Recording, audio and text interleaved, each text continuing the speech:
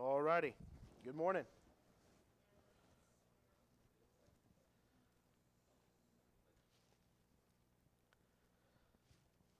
We're going to be doing an overview of the Judges as we wrap up the study of it.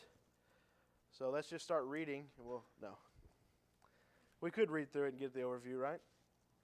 We are going to be looking at just a lot of the stuff we mentioned in the introduction, a few judges, and we're going to try to have some discussion here of who was your favorite judge and why. So we'll open up that question first. Who is your favorite judge and why?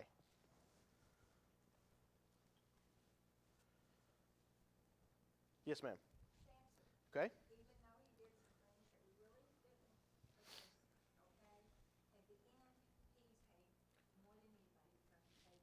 Yes, ma'am. Nope, that's definitely one that sticks out to us. Who else? Samson? Gideon? Yes, sir. That's my favorite, probably. Looking at just his characteristics were really neat to me of how he was willing and not afraid to question God, but always ended up on the right side. That's definitely one that I enjoyed. Who else? You have something? Deborah? That was going to be my next one. The song that she wrote. Yes. Talking about, God's the one we have to look to. That's right. Certainly Deborah, looking at, she gives honor to whom honor is due, specifically. But she was also just a great leader anyways. She led by example, and we'll touch on that when we kind of cover her again. Who else? Anyone else? I figured Alex would be he was left-handed. That's fair. But, no, I mean, I think a lot of us are going to say Samson, Gideon, Deborah, all great figures here. Is there anyone who has one that is less known? Yes, sir. That Levite and his concubine. Okay. Who was the judge in that? Was Levite the judge? I don't believe so. Hold on. It's just during the days of the judges that Yeah, because there was something along with the timeline there that was either before or after he's been moved up probably early. by Joshua. Yeah, that's what I was thinking. Within 20 years of Joshua's death is what they say. So it may very well have been in the time where it was between Joshua and the first judges being raised up. But good question. All right. Okay.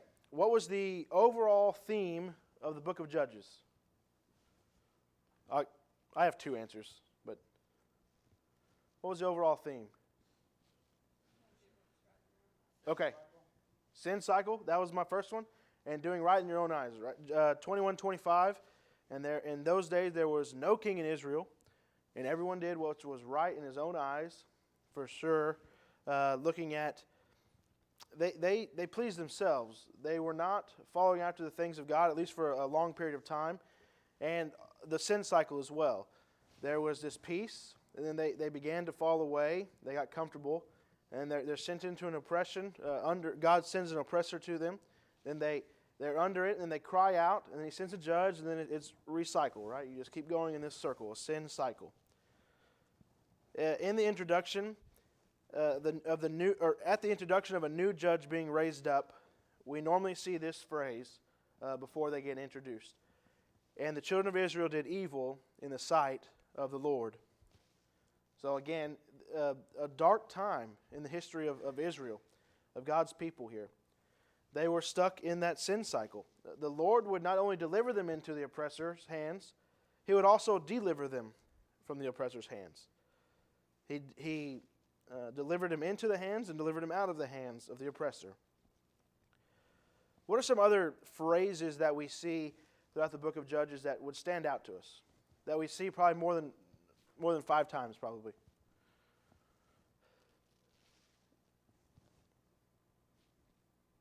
Definitely the no king in Israel, or everyone did what was right in his own eyes. Certainly the children of Israel did evil what was in the sight of the Lord. We also see a phrase mentioned there.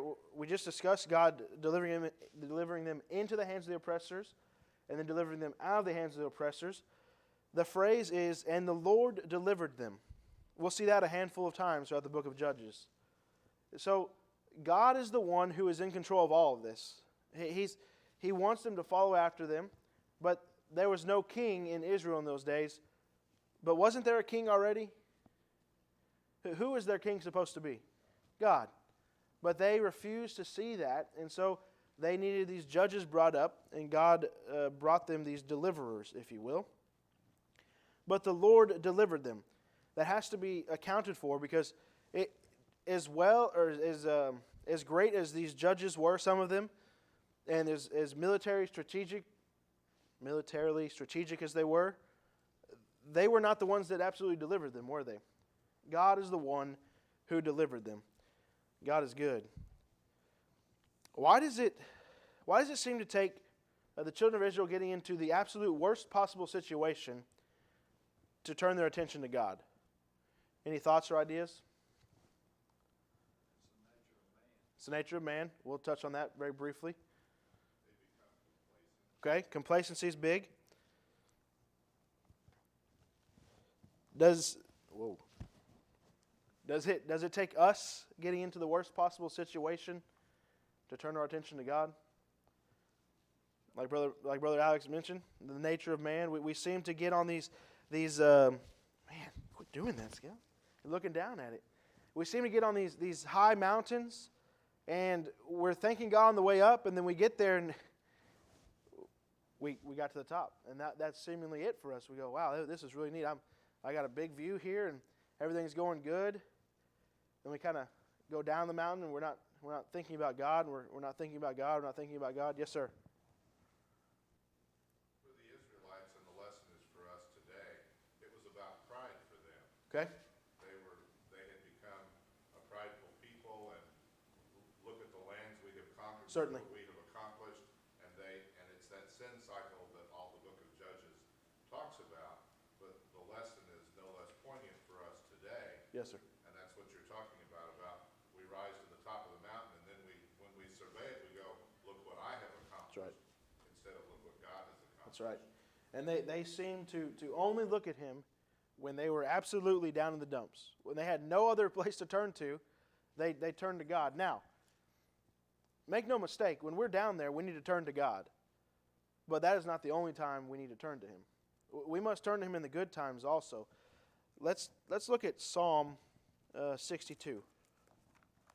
Psalm 62. I believe Brother Alex read this a few weeks ago. It could be a different one, but Psalm 62, verse number 2.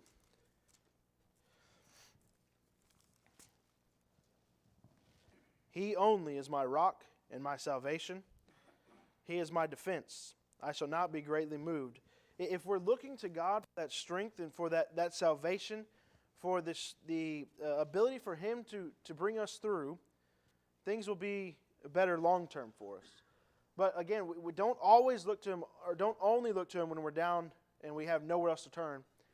Thank him when we're on top of the mountain, when we've gotten there, because it's through him that we have done so. Utilize him. Seek him in the morning when we rise up, when we lie down, anywhere in between. Talk to him. It doesn't have to be a prayer in the morning, a prayer or breakfast, lunch, and dinner, right? We can pray for those, but what about during the day when you're driving around and you look around these pine trees and the sun's hitting them just right? Thank him for that. Or when we're getting this abundance of rain, thank him for that. It doesn't always have to be this scheduled time that we sit and talk to God. But we must always be looking to thank him for those things. Is the book of Judges in chronological order? Not necessarily. Is the Bible in chronological order? No. I need to get a chronological Bible. I'd like to have one of those because it's neat to look at. You go, oh, I learned all these back when I was in grade school, and the song doesn't even fit the chronological order. But the book of Judges is certainly not in chronological order. We saw that in the last few weeks of Samson, and then looking through the end of the book of Judges is probably towards the beginning of the time of Joshua, looking all the way back to when they first conquered the land of Canaan. Looking back again to the introduction, what were some of the duties of the judges? What were some of their duties? Deliverance. They were deliverers. They were considered saviors for a time. Judge, right? They're the ones that are supposed to be giving out or handing down the orders there in a way. But this was by all means a temporary fix, wasn't it? They weren't meant to be the deliverer. They were just the deliverer for the time. Who was the one that they were supposed to be looking to? God. And they weren't doing so. But that phrase that we mentioned, and the Lord delivered them, He's been the deliverer the entire time, even though God raised up the judges for them. It's almost as if they needed to see it happening. But God delivers us, and we don't see it happening all the time. The apostasy, it continued to grow, didn't it? As we get deeper into the book of Judges, what seems to happen to their periods of peace? Shorter. It seems to shorten in length of the time of years that they had. And so we discussed concerning their duties of the saviors, deliverers, this temporary fix. We also looked at how much history is just packed into the Judges. So much of it. And again, with it not being in chronological order, sometimes we can get messed up with our timeline. But when we sit down and break it down to see, okay, look, this probably fits over here, that makes a lot more sense. Here's the judge at that time, and we can pinpoint these things and make the timeline a little clearer in our minds. Really what needs to happen, and we don't have time for it today or throughout this quarter because a new session is starting in January, but really we need to look at the book of Ruth and 1st and 2nd Samuel to help us get a clearer picture of the judges, because that goes into place here within the time of the judges. That's definitely going on. Why do you think that Israel struggled so much? Why did Israel struggle so much? Remember where they were with Joshua? What was a phrase given to Joshua? Be strong and courageous. They started out that way, didn't they? They came into the land of Canaan and they were wiping out the inhabitants as they were told to, driving them out. But why did Israel struggle so much? Yes, ma'am. Okay, they're stubborn. And Mr. Lynn pointed out just a minute ago that there was a pride issue there. But after this initial conquest of them really just taking charge and going through into the land of Canaan as God had commanded them, they didn't last very long, did they? The apostasy came about very quickly.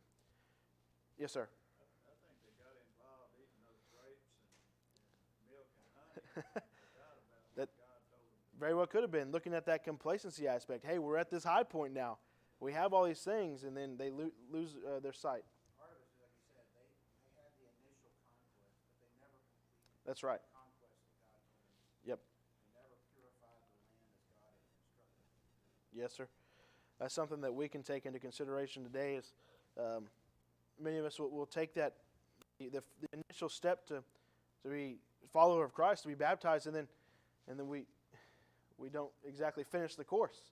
We don't finish the race, but we must. But again, this initial conquest, they're driving them out, but then they don't continue to drive them out. What else do they do with the inhabitants of the land? Okay, intermarrying. Let's think religious. What happens to them? Baal and Asherah, right? Indoctrination of the people who are in Canaan. Why did God tell them to drive them out? He didn't want these things. There shouldn't have been intermarrying. There shouldn't have been indoctrination. He knew that was going to be an issue. That's why he told them to get rid of them. And yet they didn't finish their conquest. So, again, the religious errors there, Baal and Ashtaroth, they had fertility gods, they had agricultural gods, and within that there was female and male prostitute cults, and it was a dark time in the book of Judges.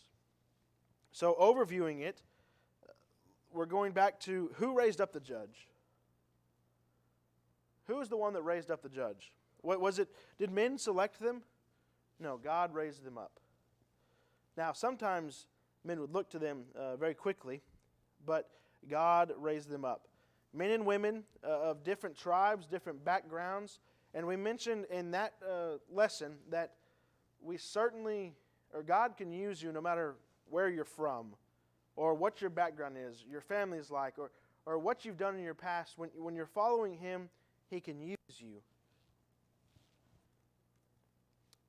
The judges were to keep the idols out. Not many of them accomplished that. In fact, looking back at their duties of military leaders there, a lot of them only accomplished that aspect. We mentioned that they were good military leaders. They helped drive out the people of the land for the time being.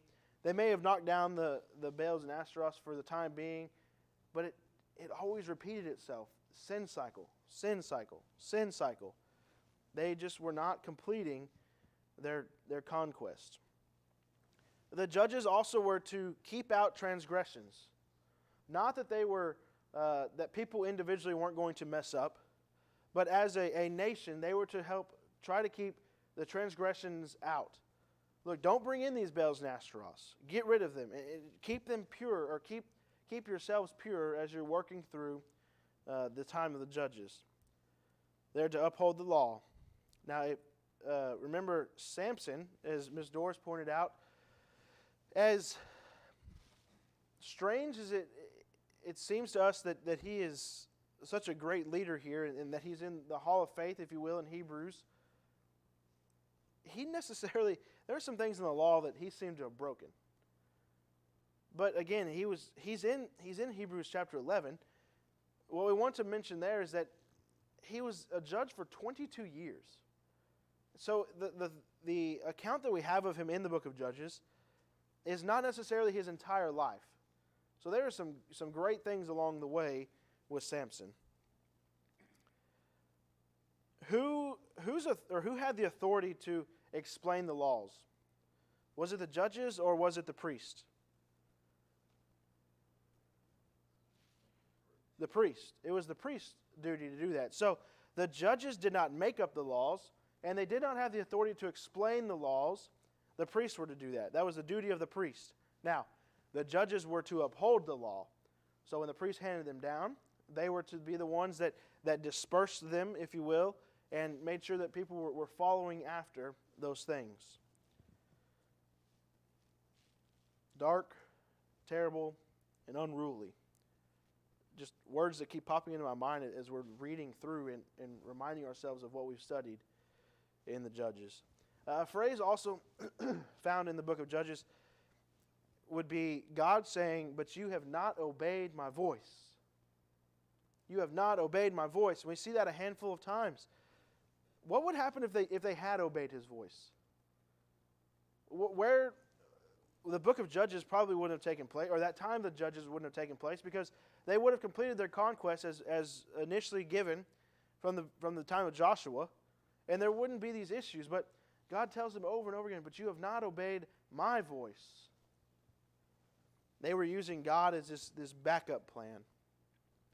We discussed that, how His anger was so hot against Israel in chapter 2, verse number 14. And even in His anger, what does God do? Who does God send to them? Or who does He raise up? A judge. Even in His anger, He sends them a deliverer. What a wonderful theme to be translated into the New Testament, right? Even while we were yet sinners, Christ died for us, Romans chapter 5, verse number 8. And as sinners, God has every right to be angry with us. We're actually separated from Him if we're continuing in that sin. And even in that, He sent His only Son, the deliverer, the Savior, for us. John chapter 3, verse number 16. It translates from the Old Testament to the New Testament. Again, we can't say this enough. There is darkness in the land of the children of Israel here. What else do we think about when we're looking at the judges?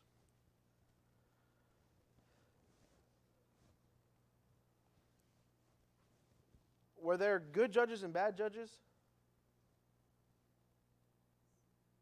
Smirk. Good judges or bad judges? Or both? Could evaluate some of them as less. There you go. That's a good way to put it. Some of them were less than others, right? We have the ones that stand out to us: Deborah, Samson, Gideon, and as they do, rightfully so, they have these. I think it's because we have more information on them that they stand out to us. But less than might be a better term than good or bad. Because you want more from somebody than Yep. what Samson applied for. That's right. But he still accomplished God's purpose. That's right. That's right. What we can look at from the book of Judges too is those people or the judges' ability to lead by example. So let's start looking at a few judges individually here. Let's look at Judges chapter 4. We're going to look at Deborah.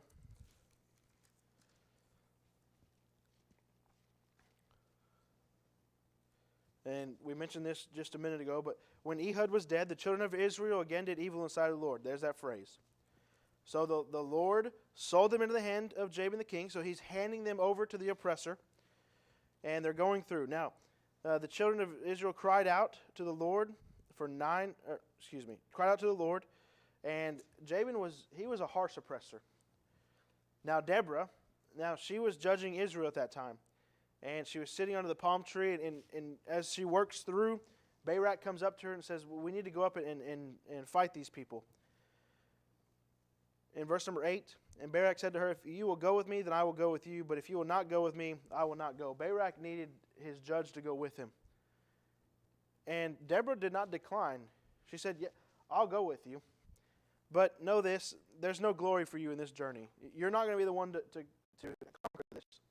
What does she tell Barak here in prophecy, if you will, for what's going to happen in the near future? Into the woman, right? And we discussed that, was it Deborah that the battle was going to fall into? No. It was going to be, Heber's wife. She took that tent peg and put a peg in his head while he was sleeping. Now, looking at Deborah, though, we mentioned this at the very beginning. Doyle brought up that this song of Deborah, bringing or giving honor to whom honor is due. She gave honor to God because He's the one that delivered them. He's the one that gave them this victory. Gideon, again, comes to mind. He led his valiant men into battle. Greg preached on this a few weeks back. But also looking at what's going on here, how many men did he have at the very end of all the selection process? Yes. 300, yeah. I was going to say 5. 300. See? Better than me. No, don't quote me either. That's why we have the Bible. 300 men after all the selection process. It's dwindled down from all of these things. And he leads them into battle. Now, they were outnumbered. I did the math when we did that lesson. But they were outnumbered hundreds to 1. And so, as Gideon comes through, he reminds me of, I can relate to Gideon more in the fact that he does have these questions for God. Why me? Is it me that's supposed to be doing this? I'm the least of my tribe. I'm the least of my brethren here. But Gideon is reminded by God, and he says, have I not sent you? Judges chapter 6, verse number 14. 15, he says these things. How can I save Israel? Indeed, my clan is the weakest in Manasseh, and I'm the least of my father's house. And the Lord said to him, surely I will be with you, and you shall defeat the Midianites as one man. So the Lord is going to be with him. The Lord is going to deliver them. That's what we're looking at with Gideon. A little side note here. I was listening to a podcast the other day. Nothing to do with religion or anything like that. It's just a podcast I like to listen to. And the gentleman in it, he said that as men, you're not allowed to show weakness. And I disagreed with it, 100%. He says you're not allowed to let your coworkers know that you are struggling. You're not allowed to let your wife and your kids know that you're struggling. And in my mind, I mean, obviously it's a podcast, right? I'm saying, well, that's not right. That's not how we're supposed to live. And if you don't show your struggles, you're never going to find your strengths. But Gideon had doubts in himself. Now we're back to Gideon here. He struggled. And so did he go to his friends and peers and such? I don't know. The text doesn't tell us, but he definitely went to God. And he tells God, I don't know if I can do this. And God gives him he gives him the promise here of, have I not sent you? Who else comes to mind looking at judges that really stand out to us besides Samson, Gideon, and Deborah? Anyone else that we want to talk about right now? Okay. I kind of think about David when you're talking about coming from the least tribe. Okay. The least one in the tribe, that's where God picked David. Yes, sir. Yep. And David was the man. He's the man after God's own heart. Certainly a good connection there. All right. Was there a fake judge in the book of Judges? An imposter? His name starts with an A.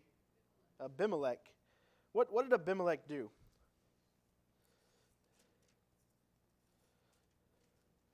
Abimelech was a conspirator, wasn't he? His mother was from Shechem, and he goes to all of his half-brothers there, and he talks to the rest of the family.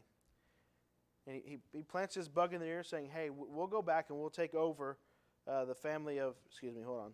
I don't want to mess this up. Shechem brothers. Oy, I lost it. He went to Shechem.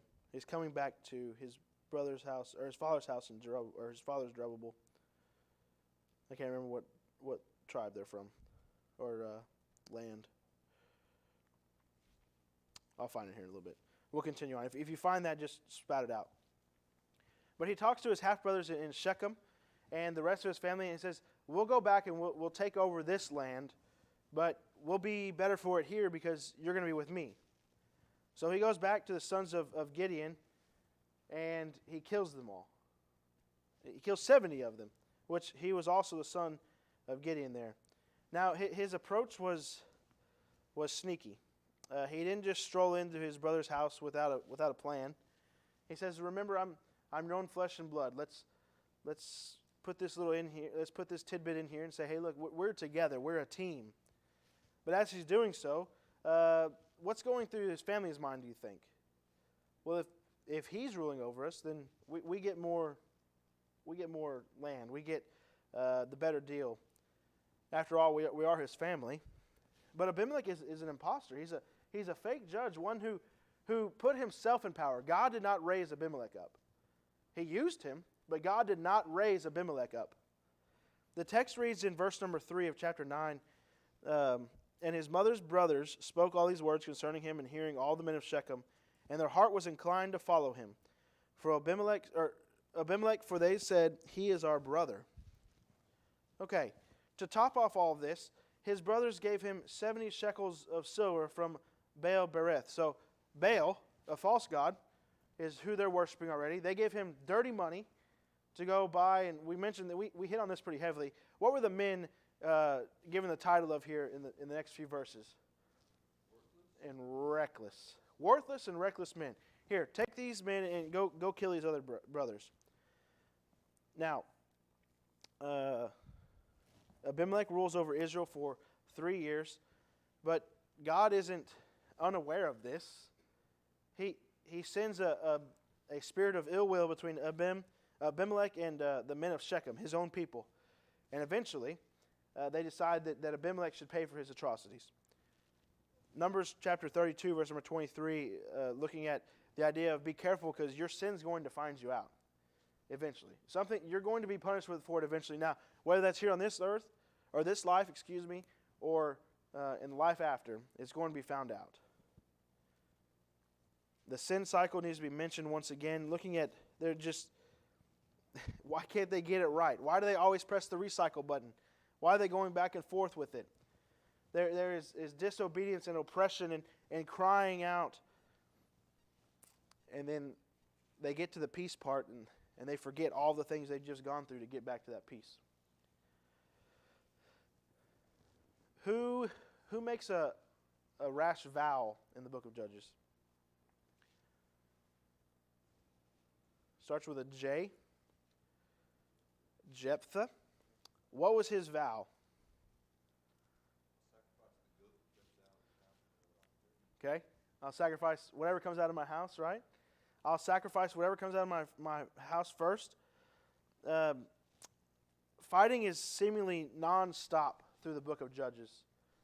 That probably gives us a good idea of what it's like without God. Just constant turmoil. Now, did Jephthah kill his daughter? Did he not? You decide for yourself. We're not bringing that back up. But did you decide for yourself? Look at Scripture and come up with your own salvation with fear and trembling. Samson. Samson gets, half the book of Judges. Now, he gets a lot written about him.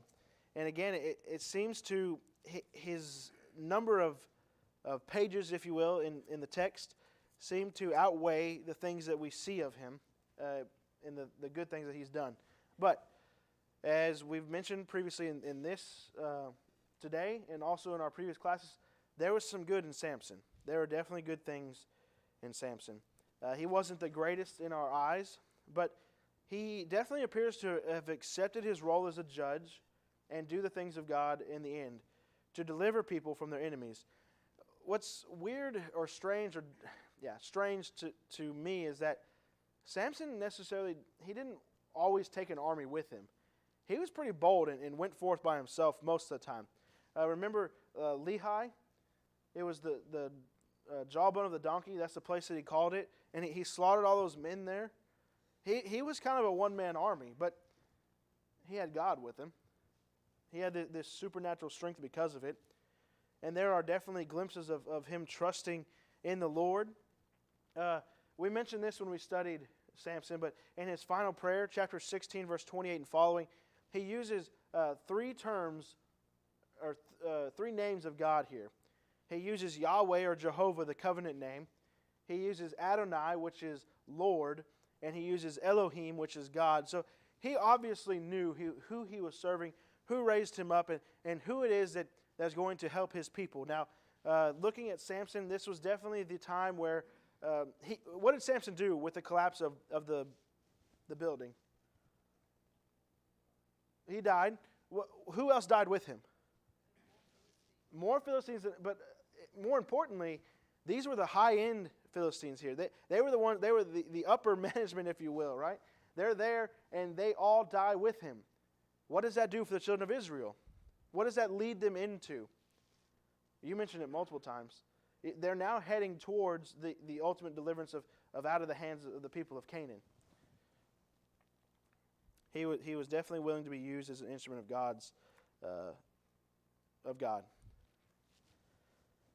Then, as we just got towards the end here in Judges chapter 18 and following, 19 and following, Doyle touched on the Benjamites and all that they did and did not do, but they are carnal.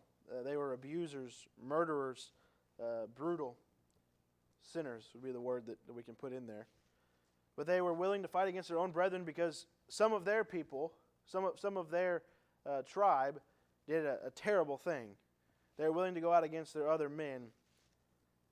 And then also we look at how the battles that took place, they kept getting wiped out, the other tribes, and they're wondering why this is happening because well, they should be in the right. But eventually, what happens to the tribe of Benjamin? They're about to be wiped out, aren't they? And how many men were saved, or how many men escaped from them? 600. Now, what did they do? What did those 600 men do? Okay? They sat there for, I think it was 4 months. Something along those lines. That's a long time to be up to where they were secluded like that. So, rations and everything, I don't know how they got through them. But what was their trade? Or not their trade. What was their talent? What could they do? Okay. What else could they do? Slingers, right? Left-handed slingers. So, not only is being potent with a sling impressive. What's a left-handed quarterback do for you? It opens up the field, right? No one's ready for someone to throw from the left-hand side. So, you have a left-handed slinger. Things get a lot different, but what was the distance they could go for? Well, I think I said 3 football, actually it's 2 football. Okay, still very impressive. 600 feet. Yeah, that's pinpoint accuracy from a very long distance. But they were up there on this rock, and so if anyone ever came up to them, they'd just chunk it down. And those rocks are coming fast. Very impressive. But they were not going to be completely wiped out because the tribe of Benjamin had to stay. What did they do? What did they come up with here? And none of the other tribes were going to give them wives, right? That's right. Their rash vow. But then, as Doyle mentioned, this could hold some value here, is that they went down and said, well, we can't give you our daughters. Lay wait out there, though, and when they come outside, you can steal them, right? And there could have been some idea here of, well, the Benjaminites, there's only 600 of them now compared to the thousands there were. That's a pretty wealthy inheritance per man. So they go out and they take the extra wives that they needed, because there was, hold on, I'm confusing myself here. There was 400. That's right. And then the other 200 they got elsewhere. So, when we get down to the application of the entirety of the book of Judges, it could be summed up like this. Obey God and His commands, and He's going to take care of you. Not that it's going to be smooth sailing. Not that there is not going to be highs and lows. But look at any individual in Scripture and see their struggles. Even Jesus, He struggled, but He overcame because He looked to the one who can overcome. God will deliver us if we are faithful to Him. Their theme in the time of the Judges was, there is no king, I'll do what I want. Ours needs to be, we serve the King, not my will, but His. Let's get away from the darkness. Let's get away from the times that, especially here in the book of Judges, we're thankful we're not in times like that anymore, but things are dark sometimes here, aren't they? There are things that surround us that are dark and brutal. We have to be children of light, because God's the one who has sent forth His Son, who walked on this earth as a man, was 100% God, went to the cross, died, and was resurrected for us to live for Him. So don't look back to our old ways. Don't go back to the time of the Judges. Look forward to the things that God is going to present us, not only when we're faithful to Him today, but into next year and in the years following, that we have this time here on this earth. What else about the book of Judges stands out to you? Yes, sir. Well, I see grace. Grace? Okay.